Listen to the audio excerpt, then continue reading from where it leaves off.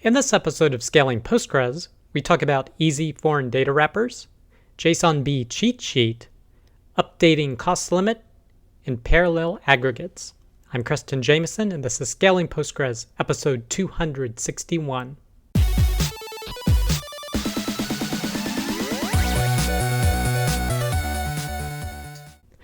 All right, I hope you, your friends, family, and coworkers continue to do well. Our first piece of content is making a data polyglot with PostgreSQL foreign data wrappers. This is from richyen.com, and this was a pretty simple post, but it shows you how quickly you can build a foreign data wrapper to be able to interact with essentially any API.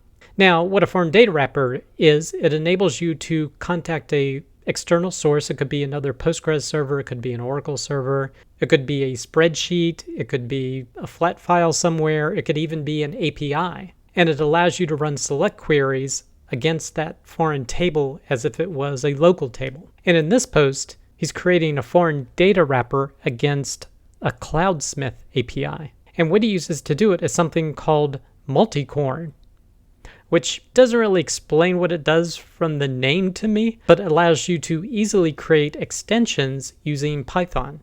So frequently you would use C to write extensions in Postgres, but this allows you to do it in Python. And he says right here, quote, over 50 of the foreign data wrappers listed on the PostgreSQL wiki page are written for access via multicorn. So basically, once you install multicorn, then you can write your foreign data wrapper using Python classes. So he grabbed the MailChimp foreign data wrapper as an example and just modified some classes, and he was able to get it working. And to actually use it, you just say create extension multicorn, you create your foreign server, giving it specific options, create a schema, and then create the foreign table in that schema that matches what the API returns, including your key for the API down here, and now you can just select all the records from this particular table and it pulls it in from the API. So this seems super easy to do. So if you have a use case for wanting to interact with other sorts of APIs, maybe this is a route you could go. But if you want to learn more about that, check out this blog post. Next piece of content, PostgreSQL JSONB Cheatsheet, complete and fast lookup guide. This is from Dev2 in the Francisco Tizio section. And he basically created a JSONB cheat sheet here, and there's a high resolution copy you can download. And this is great because I use JSONB, but not every day. And whenever I need to use it, I always have to Google or look up in the documentation how to do certain functions. And having this as a ready reference is awesome. So definitely check out this piece of content and download this resource if you're interested in that as well. Next piece of content, updating the cost limit on the fly. This is from arhas.blogspot.com. And apparently an enhancement was just added to Postgres 16 that enables you to modify the vacuum cost limit while a vacuum job is running. So let's imagine a scenario where you have a very large table and vacuum is taking forever to run, days, could even be a week, but the resources of the server are not fully utilized. What that usually means is that you need to alter your vacuum configuration or your auto vacuum configuration. And the number one value to increase, in my opinion, is the vacuum cost limit. And boosting that up will allow more work to be done per unit of time and vacuum that table faster. But the problem prior to this enhancement is that it doesn't affect already running vacuum jobs. So if you're in the middle of that huge table vacuuming, altering this configuration won't alter that job. It's for any new jobs that are started. But with this enhancement, it now updates that actively running job, so it will use more resources and therefore run faster. So this is awesome. If you want more details, definitely check out this blog post. Next piece of content, parallel aggregate, PostgreSQL 16, better performance. This is from cyberduck-postgresql.com.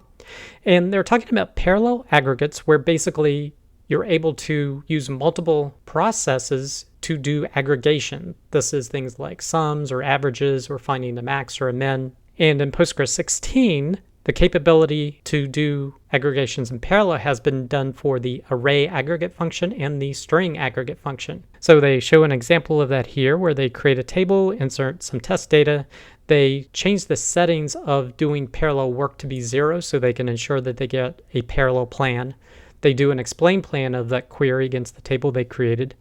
and they can see that the cost limit is 117. You can see that it's doing a gather merge, so it's doing a parallel aggregate. And when you compare it to a previous version, this is from Postgres 13, you can see the cost is $185. So not quite twice as fast, but a significant improvement from 118 to 185 in terms of performance doing that aggregate in parallel. So if you want to learn more about this feature, definitely check out this blog post. Next piece of content is Lucas's 5 minutes of Postgres, and he's looking at vacuum cost limit and parallel aggregate improvements in Postgres 16. This is from pganalyze.com, and basically the two previous posts is what he reviews and what he's looking forward to in Postgres 16. So if you want to look at his perspective of these changes, definitely check out his piece of content. Next piece of content, SQL Maxis, why we ditched RabbitMQ and replaced it with a Postgres queue. This is from prequel.co, and this post describes exactly what they did and why. Now, when they started talking about dropping RabbitMQ for a queue within Postgres, I had envisioned they were going to be using listen and notify to be able to process jobs, for example. But actually, their jobs are really long running. Like, there's some that are on the order of seconds, but some can be on the order of hours because they're transferring and processing a massive amount of data. So really, it seems like a case of really large jobs run less frequently. And for that, it looks like they just created a data table in Postgres and just kept that updated based upon the status. So it was just pure SQL and tables to do the queue. So really, RabbitMQ was a bit heavy on that. But I always enjoy these retrospectives in real-world uses of technology. So if you're interested in learning more about this, definitely check out this blog post. Next piece of content is actually a set of posts all about the PGSQL Phriday post submissions on triggers. So the first one was from mydbanotebook.org, and she was the sponsor of this month's PGSQL Phriday. And basically she leans on developers not using triggers at all and equates them to sharp knives given to toddlers because she sees so many performance problems with using triggers. And she struggles to find legitimate use cases for them. She says a lot of people suggest auditing, but she really doesn't think that should be used either, and that instead use extensive Postgres logging to, say, a CSV format to be able to collect all of that information. The next post on the topic is called Triggers, a Love-Hate Relationship. This is from softwareandbooze.com. And this is a pretty substantial post. I'll cover a few points here. He says the problems with triggers, order of execution. In other words, it's hard to determine sometimes when a given trigger will fire. In terms of Postgres, it's basically executed alphabetically. So just make sure if you have multiple triggers that they're in the proper alphabetical order that you want them to fire. Triggers are easy to mess up and potentially mess up your data.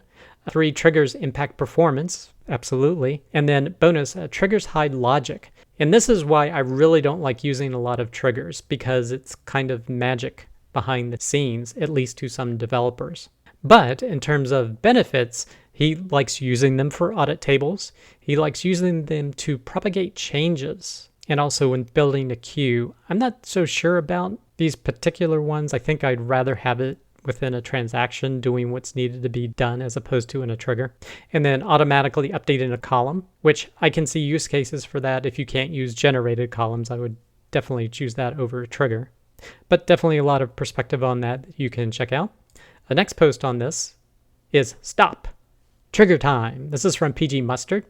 And he actually emphasizes that triggers are actually used for some internal purposes, mainly keeping foreign key constraints accurate. And he gives an example here where he creates an authors table, a books table with a foreign key. He inserts a lot of records into authors, a lot of records into books. Then he deletes one of the authors.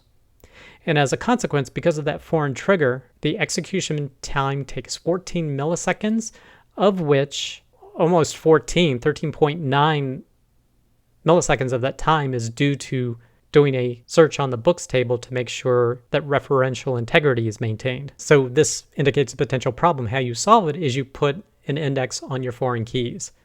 So generally, that's my recommendation when you're indexing a table. Of course, you have a primary key and you want to index your foreign keys. So when that foreign key is added and he deletes another author, you can see the execution time is now 1.2 milliseconds. So definitely absolutely faster.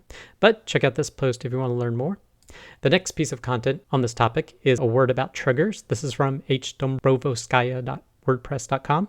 And this is a little bit of a shorter response, but she says Triggers definitely shouldn't be banned, and she has had some use cases where they have been beneficial, particularly when she's talking about her permission settings that she had to set up that was quite complex.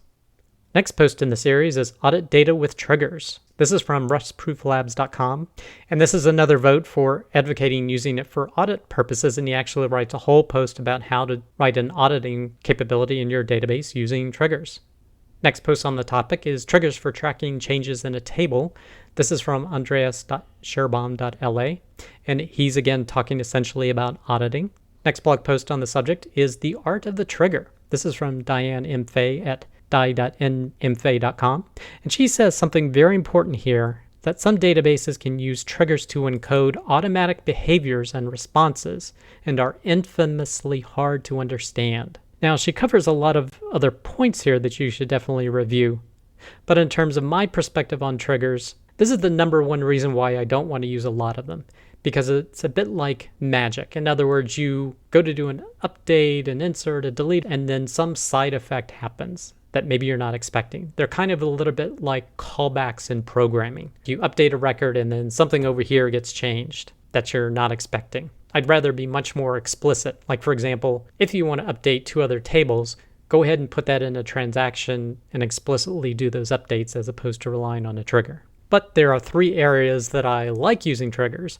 One is for DBA operations, like if we're having to change an int to a big int column and we want to keep that column in sync or keep a whole table in sync, triggers are the way to go. They're a temporary use case for that purpose. The third is updating columns when generated columns won't work. I had a use case where I had to search on names, and it was important to actually remove the accents from the names before doing a full text search.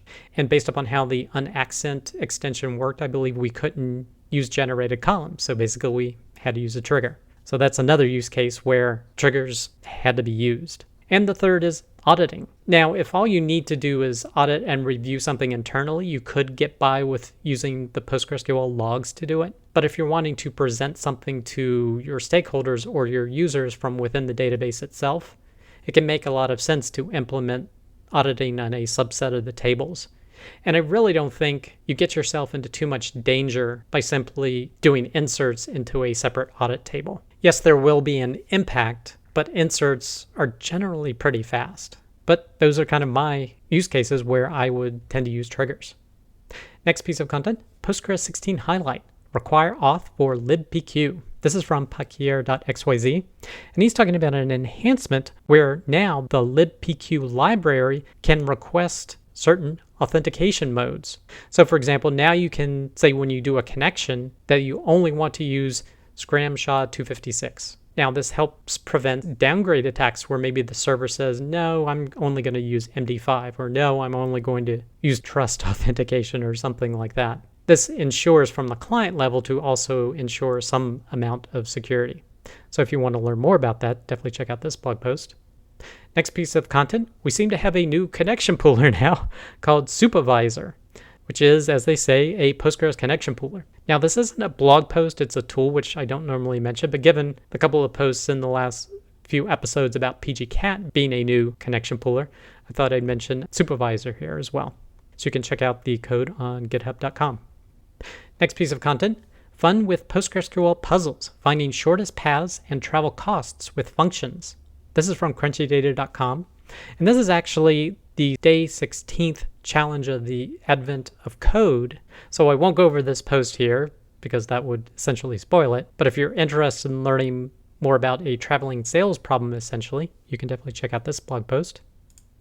Next piece of content, how collation of punctuation and whitespace works. This is from peter.eisentraut.org, and this follows upon the post he did previously talking about how collation works, and this specifically focuses in on punctuation and whitespace.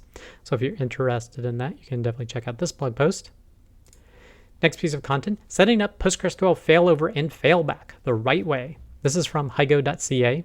They're talking about setting up Postgres to be able to fail over, which is usually just using the promote command from a PGCTL, or failing back. You can use PG rewind for that purpose. So this blog post explains how to do that and set it up. Next piece of content, PostgreSQL schema, learning PostgreSQL with Grant. This is from redgate.com.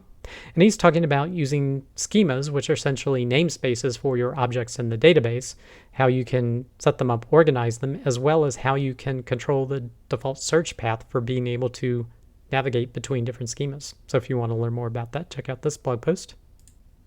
Next piece of content, there was another episode of Postgres FM last week. This one was on partitioning, and they cover, as they say here, what it is, why, and when it's helpful, and some considerations for your partition key. So if you're interested in that, definitely listen to their episode or check out their YouTube video here.